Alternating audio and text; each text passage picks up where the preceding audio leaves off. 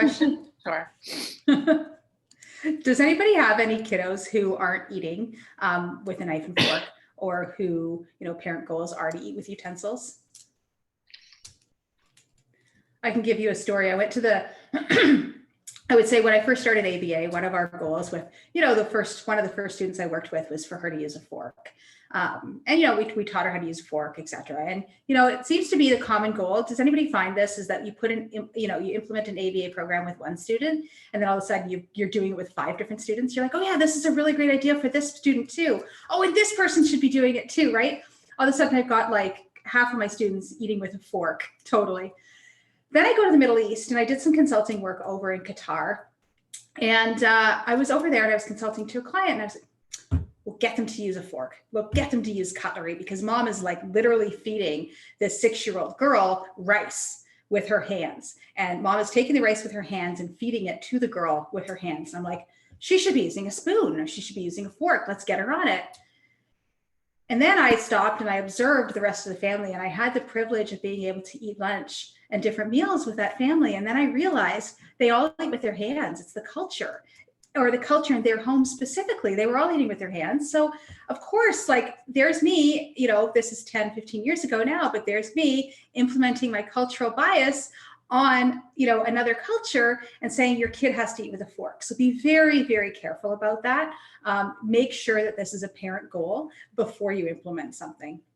So just kind of a long-winded story, but if it's a parent goal, and if your child needs to eat with a fork, so for instance, somebody in the Q&A in our behavior resource wrote that, their 5-year-old son hates getting his hands messy, and, they really love him to use a fork and a knife at the table, because if he uses utensils, he won't get his hands dirty and he'll probably eat more, is where they're coming with that.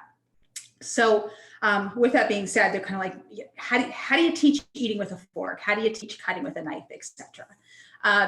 Break it down. So what I've done is said, okay, well, what are the preferred foods? If it's potato chips and whatever else, you obviously can't eat those with a fork. But what about some preferred meal items? Chicken fingers are pretty easy to stab with a fork. Pizza's not. Chicken fingers are, even like bananas. Bananas are pretty easy to stab with a fork. Things that are easy to stab with a fork and things that are preferred items would be where I'd start with that. And then systematically increase that to more and more things. The other thing I would do is put like just a few pieces on the plate at once. So it's very discreet. It's like, you know what? You have to eat these 5 pieces with a fork, and then you can eat the way you normally eat. But lo and behold, if you like eating with a fork because your hands aren't getting dirty, chances are you'll probably eat more than those 5 pieces I put out. I actually saw a pretty cool idea that you can put the food into an ice cube tray, so that if they needed to eat, 12 little pieces of food, and it makes it much easier to stab when it's in the ice cube tray. So it serves both purposes, right? It makes it easier, and it's like you have this many to eat with a fork or something.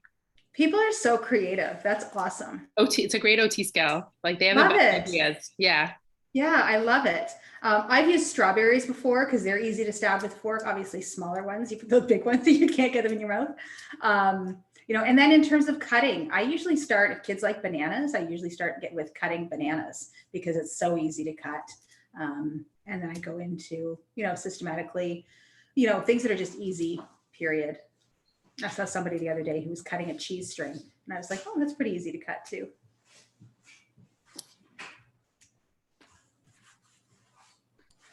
Anybody else have any tips in terms of cutting or eating with a fork?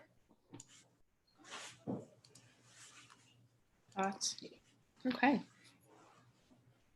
I find once kids start doing it, they're like, oh, this is pretty easy. Like, okay, I kind of like this. Let's just go with it more. So it's one of those things I'll put in place. And then it's like, okay, well, I've half taught it, and I never really get to mastery because they just run with it, which is awesome. You could also practice at a separate time, like the skill of scooping. Like we just have kids work on scooping as like a play activity or as like a fine motor activity, or doing some fine motor fluency if it's like a fine motor thing about the utensils, or if it's more like just a preference. So just practicing what that skill is. Is it the scooping? Is it the stabbing? Is it the holding the spoon, and working on that at another time also? I love going into preschools because preschools in general have so many fine motor tasks that they build in play that it's supposed to be play, but it's so great. Like they usually, before COVID, they usually have bins out of little beans, and then they have scooping and hoovering and all those different activities, which I think is so awesome. So if you can walk into a preschool and take a look at some of the activities they're doing, Montessori is really good for that too.